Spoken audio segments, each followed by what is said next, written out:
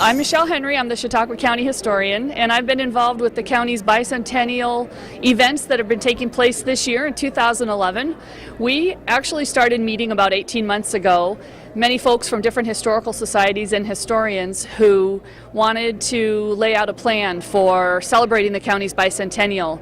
And one of the things that we talked about was how wonderful it was in 1902 when each of the towns got together in one location to celebrate the county's 100th birthday.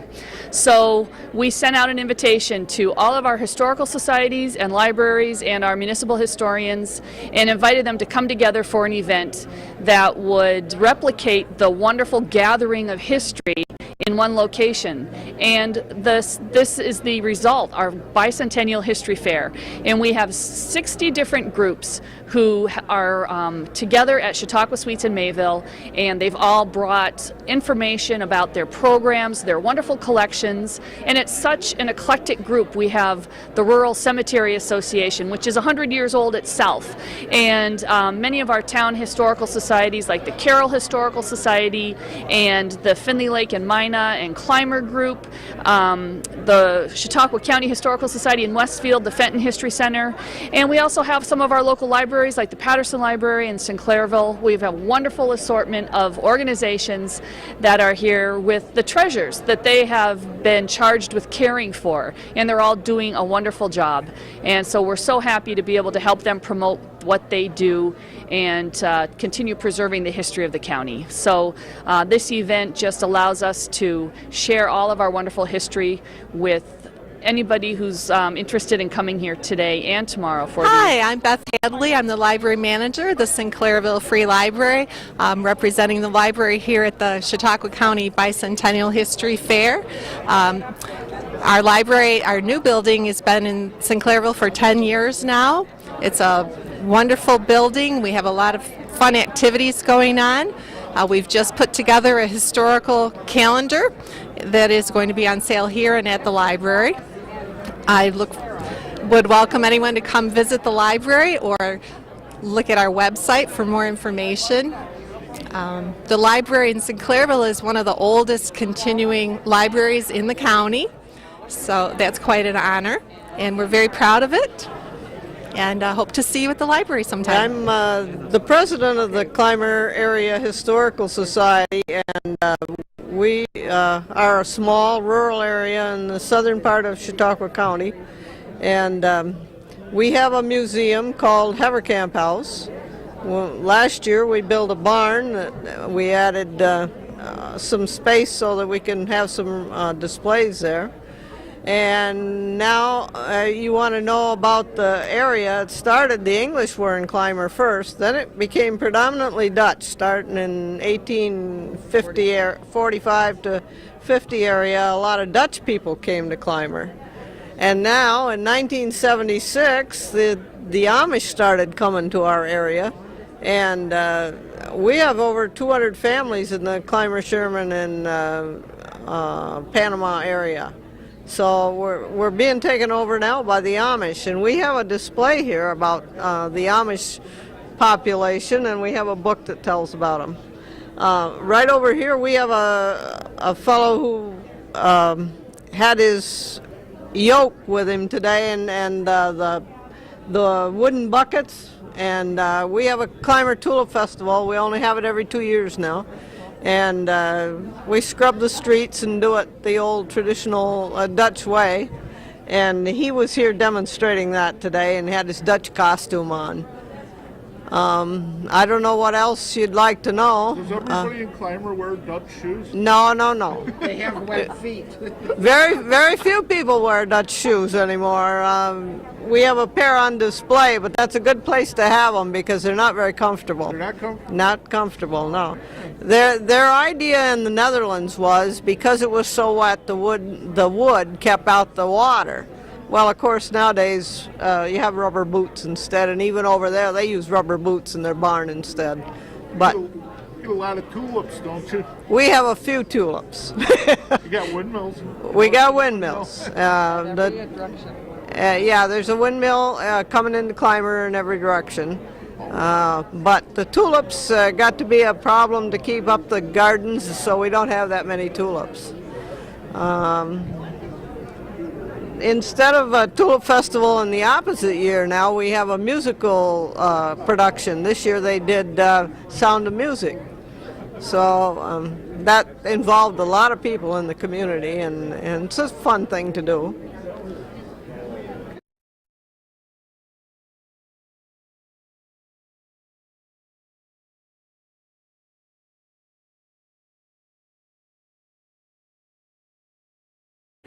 All right. I'm Sally Carlson.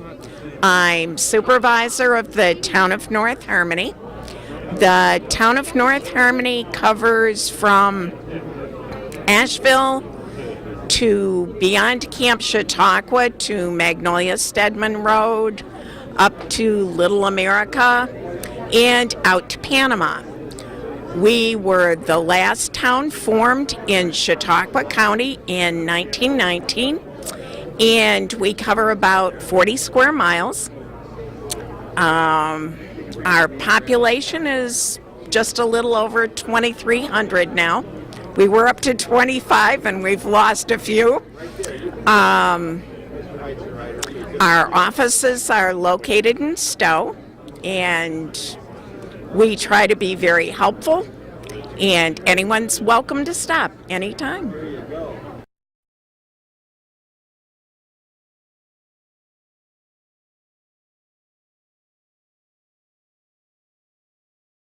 Hanover, the town of Hanover, is in the northeastern corner of Chautauqua County. It borders Cattaraugus Creek and Lake Erie, and Cattaraugus County borders it on the east. I am the Hanover historian, Vince Martonis, and I set up the display that's here. I took a double booth because there's a lot of Hanover history to share with people. So we have here, we'll start here on the far side. We have the Hanover, the Amos Sottle fiddle. Can you get a shot of that? Right here, and I'll just point. Here's Amos Sottle, our first settler of Chautauqua County, 1796. He made this fiddle out of a horse's skull. The leg bone of the horse is right here, the bow. He has a carved horse's head on the end, carved out of tiger maple. It has inlay pearl and ebony, handmade screws. You can see the eye socket of the horse right here, and the nose is going down this way. The case is in the shape of a coffin. These are some items related to Amos Sottle: a deed he signed in 1836, a receipt for some money he loaned to a man, a square nail from his actual cabin site in Irving. Sottle is also pictured here on the Hanover elm tree, which is right here. Sottle is pictured at this location on the tree. This tree grew in the southeast corner of town of Hanover. It blew down in 1938. It lay on the ground for 3 years, and then a man named Everett Burmaster, who also was the owner of the fiddle for about 40 years. Everett Burmaster went and cut 3 slices off this tree. He had his Indian friend, Sanford Plummer, in the purple shirt down here, paint 34 images of Western New York history. Some of these are very directly related to Chautauqua County, like William Cushing, who was a Civil War soldier who sunk the Confederate ironclad battleship with a torpedo. You have Roscoe Martin from Forestville holding a Devonian fossil fish, the first of its kind in the world, found in Silver Creek in 1929. So every little picture here tells the story of Hanover history. The tree was 425 years old when it fell.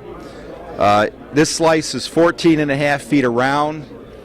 It was cut from 54 feet up the tree because it had a hollow at the bottom. So they had to go far up the tree to cut this slice out and get a solid slice. At the base of the tree, it was 35 and 1/2 feet around at 2.5 feet up the tree.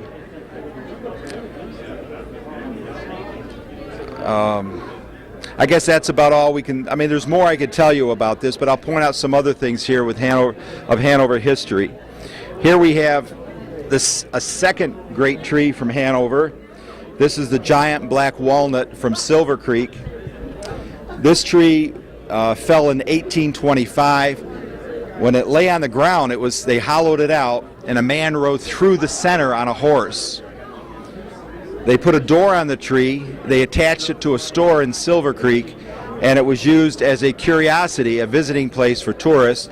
They held tea parties inside the tree. It could hold 39 people standing and sitting inside the tree. The tree went to Buffalo, and it was on display. It went to Rochester, Albany, New York City, Philadelphia, and it ended up in London, where it burned in a London museum about 1850. We have one artifact from the tree, which is on the back of this back of the Hanover elm slice.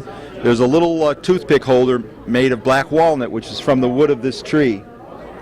Every year I make these calendars and I sell them for $3 to commemorate the tree and to preserve the history. So I have some 2012 calendars available back there if people want to purchase them for $3. I also have 8.5 by 11 color copies with the history of the tree on the back. There are loads of other Hanover stories. Can you follow me inside and I can show you a few? Here we have the fossil, a photograph of the fossil fish found in Silver Creek.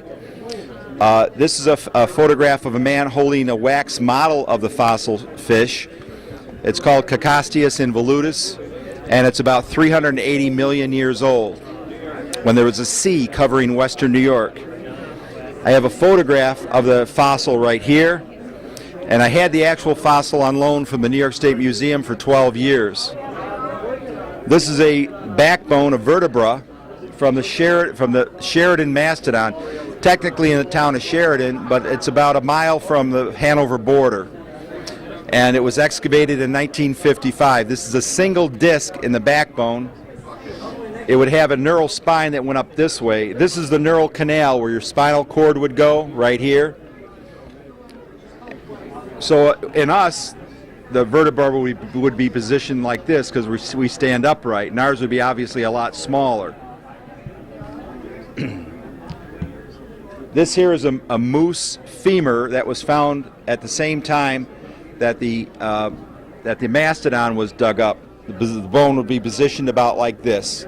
This is goes into the hip socket.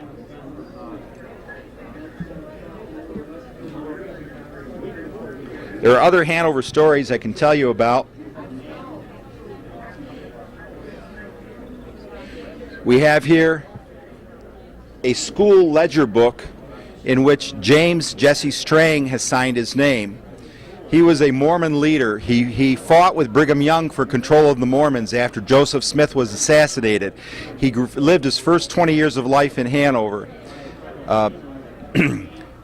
He had 5 wives, although he professed to be a monogamist, and he pushed his people toward monogamy, but he married 5 times, had 5 wives. He was a brilliant man. He eventually became a king